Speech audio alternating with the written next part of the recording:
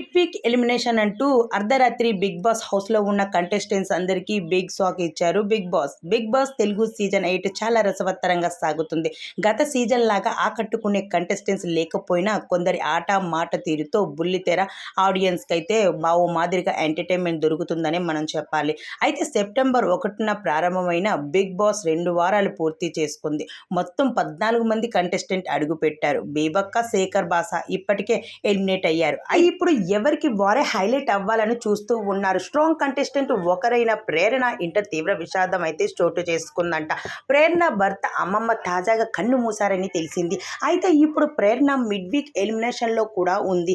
అయితే మీ mid week ఎలిమినేషన్లో మనకంట Nikhil అలానే ప్రేరణ వీరు ముగ్గురు అయితే ఇప్పుడు మిడ్ వీక్ ఎలిమినేషన్లో ఉన్నట్టు బిగ్ బాస్ వీరు ముగ్గురిని అయితే మిడ్ వీక్ నిల్చోబెట్టడం జరిగింది. నిఖిల్, నాగమణికంట అలానే ప్రేరణ వీరి ముగ్గురులో సేవ్ అయ్యేది ఎవరు, అసలు బిగ్ బాస్ హౌస్ నుండి బయటకు వెళ్ళేది ఎవరు మిడ్ వీక్ ఎలిమినేషన్లో మనం నెక్స్ట్ వీడియోలో అయితే తెలుసుకుందాం.